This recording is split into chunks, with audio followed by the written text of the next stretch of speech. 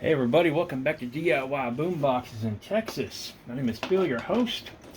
I'm getting ready to do a project here, and I've got a lot of people asking me about these switches right here. These are Marine push button switches. They come in chrome or black. They do light up when you press the button, or you can wire them up to stay lighted all the way. Now I'm going to show you how to wire them up where the light comes on with the switch. Go ahead and take this tape off of here. Now, the biggest question I get is how do you identify the wires? Now let me first say that the colors don't mean anything because you have several different manufacturers that have different color wires in different places. So what matters is the position of the wire. So let me show you. Let me take the back off of here. And what you want to do is you want to look, I don't know if you can see that on the camera, the switches are labeled. They're labeled down the middle. NC is at the top, NO is in the middle right here, and C is at the bottom. Now this one here is marked with a negative symbol. This terminal is always going to be your negative terminal. So at the same time, this bottom one here is always going to be your positive terminal. Now if you're going to wire it with the lights only coming on with the switch, you're not going to use this top terminal right here, NC.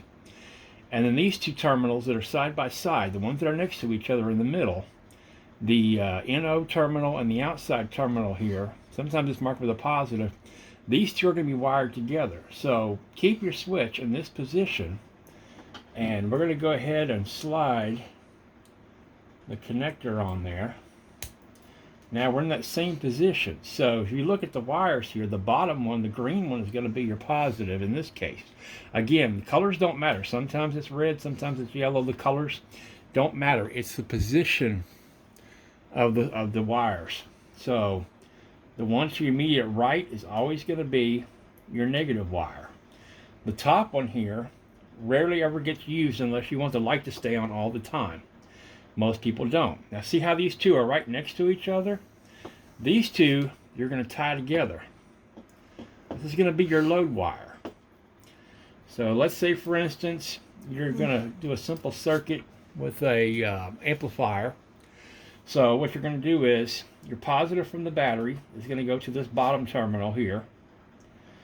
Your negative from the battery is going to go to this terminal over here to the far right.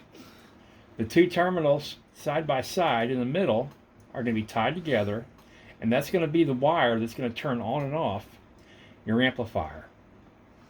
Very simple, and like I said, once you install a few of these switches, you'll memorize this and you don't have to look it up. Another thing you can do is take a diagram and write it down and mark the switches. I did that in the beginning. I actually have it over here on my table written down.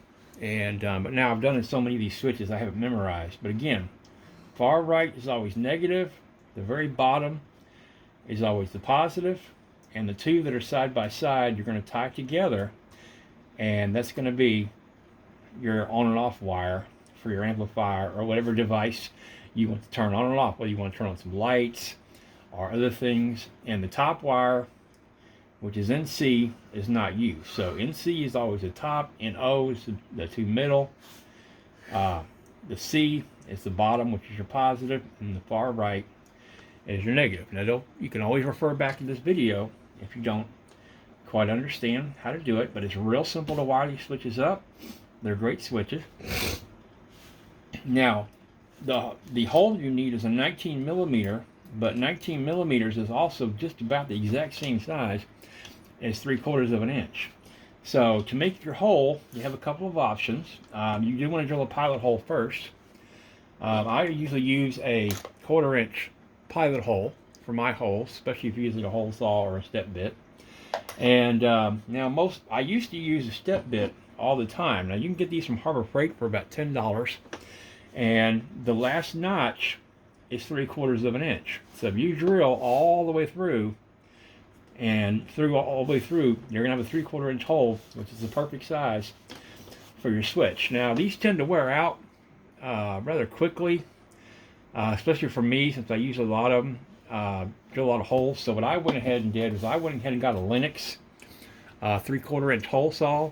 They're $10 at Lowe's Home Improvement. I don't know if Home Depot sells them. I haven't looked.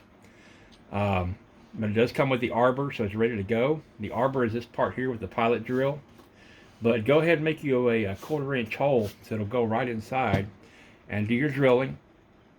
And I found in my experience that the hole saws tend to last longer than the step bits. I have a 1 inch hole saw that I used to use for the other switches I used, and I still have it. And I've had that thing about 3 years, where I've had to buy several of these a year with as many holes that I've drilled. Now, if you're only doing one project and you have a Harbor Freight nearby, you can order these online for about the same price.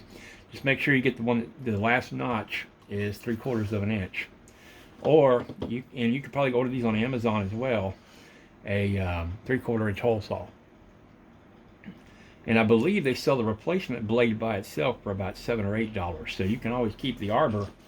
And see, these will just unscrew, and you can put a new one on there if you happen to wear it out, which it should last you at least a year. So depending on how many boxes you build, I build quite a few boxes a year, so it's going to be interesting to see how long this is going to last. So anyway, hope that answers your questions about the switches. I've been getting a lot of questions about them, and it's a really nice switch to use. They are marine grade waterproof, so you're building a waterproof box like a cooler or something. Fantastic switch to use. And again, the wiring is not that difficult, and you can always go back and watch the video over and over where I explain this. And good luck to your builds. If you have any questions, let me know. I'll be happy to answer them. If you need me to make a video and explain something, I'll try to do that. If you're a builder yourself and you want to show off your work or learn more information, check out my Facebook group called I Love All Things Radio and Audio. Great place. And please subscribe to my channel for more videos. I just had another order come in last night, so it's 8 orders I've got, and I got another guy on deck who might be placing an order. So I've got a lot of projects coming up real soon. I have no idea where Duke is. I think he's in the window in the other room. So, but we did get a Duke visit in our last video. If you want to go check out some Duke, and if you want to see Duke's backstory, hit the playlist and scroll down to the Duke the Cat story, and you'll get to see Duke's total backstory. So, thank you all so much for watching. We'll see you next time.